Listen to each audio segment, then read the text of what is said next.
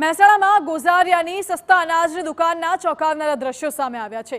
મધ્યાહન ભોજનમાં અપાતી તુવેર દાળની ગુણવત્તાને લઈને સવાલ ઉઠી રહ્યા છે। તુવેર દાળના પેકેટમાં દેખાઈ રહ્યો છે નકરો ભૂક્કો અને જીવાત। દુકાનમાં રહેલી અન્ય તુવેર દાળ પણ હલકી ગુણવત્તાની હોવાનું સામે આવ્યું છે। તો શું મધ્યાહન ભોજનમાં બાળકોને આવી દાળ ખવડાવવાની? સ્થાનિક લોકોએ વિડીયો બનાવી સોશિયલ મીડિયામાં વાયરલ કર્યો છે। બાળકોને આવી દાળ ખવડાવી સ્વાસ્થ્ય સાથે ખુલ્લેઆમ છેડા કરવામાં આવી રહ્યા હોય તેવા આક્ષેપો થઈ રહ્યા છે। જો કે સમગ્ર મામલે યોગ્ય કાર્યવાહી કરવામાં આવે તેવી સ્થાનિકોની માંગ ઉઠી છે।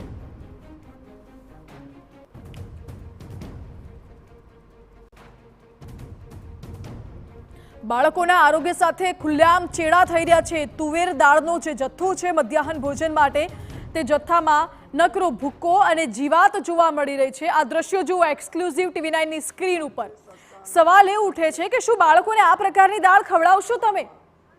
બાળકોના સ્વાસ્થ્ય સાથે ખુલ્લેઆમ છેડા શા માટે કરવામાં આવી રહ્યા છે? શા માટે બાળકોને સારું ભોજન પીરસવામાં નથી આવતું? શું વાક સરકારમાંથી જે ભોજન આવે છે તેમાં છે કે પછી વચેટિયાઓનો? સવાલ અનેક ઉઠી રહ્યા છે। તુવેર દાળની ગુણવત્તાને લઈને પણ સવાલો ઉઠી રહ્યા છે। જો કે હાલ તો હવે તપાસ બાદ જ સાચી હકીકત સામે આવશે। સ્થાનિકોનો આક્ષેપ છે કે બાળકોને આવી દાળ ખવડાવી તેમના આરોગ્ય સાથે તેમના સ્વાસ્થ્ય સાથે ખુલ્લેઆમ છેડા કરવામાં આવી રહ્યા છે। જો કે સમગ્ર મામલે યોગ્ય કાર્યવાહી કરવામાં આવે તેવી લોકમાંગ પણ ઉઠી છે। હાલ તો બાળકોના વાલીઓમાં ભારે રોષ જોવા મળી રહ્યો છે, કારણ કે આ પ્રકારે બાળકોને ગુણવત્તા વગરનું ભોજન પીરસવામાં આવે ત્યારે સ્વાભાવિક છે કે બાળકોના સ્વાસ્થ્યને અસર પહોંચે, જેને લઈને સ્થાનિકોમાં પણ ભારોભાર રોષ છે।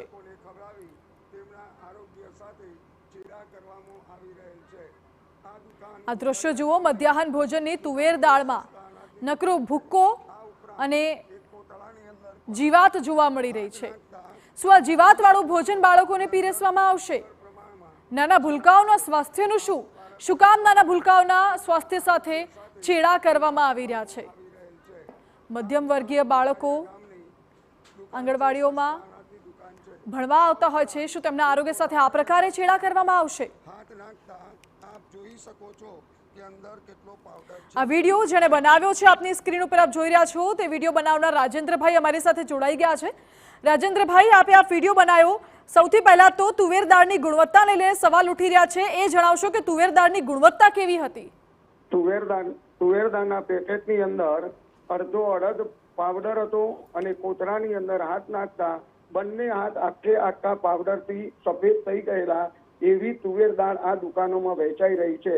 આ મધ્યાહન ભોજન યોજનાના બાળકો ખાશે તો એમના આરોગ્યને કેટલું નુકસાન થશે એ સરકારે વિચારવાની જરૂર છે। શું સરકાર આવા પૌષ્ટિક આહાર આપે છે કે લોકોને બીમાર પાડવા માટે આવું અનાજ આપી લોકોને બીમાર થવાના રસ્તે આ સરકાર લોકોને દોરી રહી છે? રાજેન્દ્રભાઈ, આ તુવેર દાળનો જથ્થો ક્યાંથી આવ્યો છે તેવી કોઈ માહિતી છે આપની પાસે?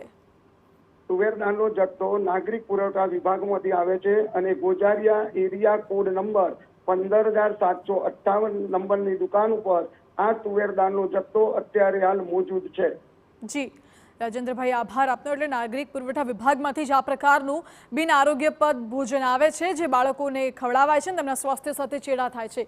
વધુ જાણકારી આપી રહ્યા છે સંવાદદાતા મનીષ। જી મનીષ, સમગ્ર ઘટના બાબતે સ્થાનિક વ્યક્તિ રાજેન્દ્ર પટેલ નામના વ્યક્તિએ એક વિડીયો બનાવ્યો છે અને સોશિયલ મીડિયા પર વાયરલ કર્યો છે કે જેમાં એવો ઉલ્લેખ કરી રહ્યા છે કે તુવેર દાળનું એક પેકેટ જે સીલ બંધ છે તેની અંદર લગભગ અડધો અડદ પાવડર દેખાય છે અને એના પરથી જ જણાઈ આવે છે કે શું આ પ્રકારની તુવેર દાળ માંથી મધ્યાહન ભોજન બનાવવામાં આવતું હશે? શું આ પ્રકારની દાળ બાળકોને ખવડાવીને આરોગ્ય સાથે છેડા કરવામાં આવી રહ્યા છે? આ પ્રકારના સવાલો આ વિડીયો થકી ઉઠાવવામાં આવી રહ્યા છે, જે સ્થાનિકે આ વિડીયો બનાવીને એ વિડીયો એક સોશિયલ મીડિયા પર આ પ્રકારનો વાયરલ કર્યો છે અને એમનો આક્ષેપ છે કે જે સસ્તા અનાજની દુકાન છે ત્યાં આગળ આ પ્રકારનો જથ્થો આવેલો છે અને ત્યાંથી મધ્યાહન ભોજન માટે આ મોકલવામાં આવતો હોય છે, આપવામાં આવતો હોય છે।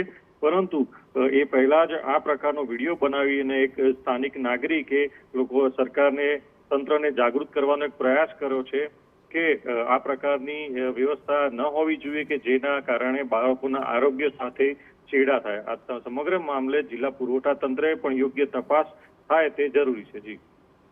જી મનીષ, આભાર આપનો। એટલે નાગરિક પુરવઠા વિભાગમાંથી આ જથ્થો આવે છે અને આ જથ્થો બાળકોને મધ્યાહન ભોજન માટે મોકલાય છે, પરંતુ સવાલ ગુણવત્તાને લઈને પણ થઈ રહ્યા છે, બાળકોના સ્વાસ્થ્યને લઈને પણ થઈ રહ્યા છે। જોકે એક સ્થાનિક વ્યક્તિએ આનો વિડીયો ઉતારીને વાયરલ કર્યો છે। આ વિડીયો સામે આવ્યા બાદ નાગરિક પુરવઠા વિભાગે તપાસના આદેશ આપ્યા છે। કે તેમની સાથે અન્યાય કરે છે તે તપાસનો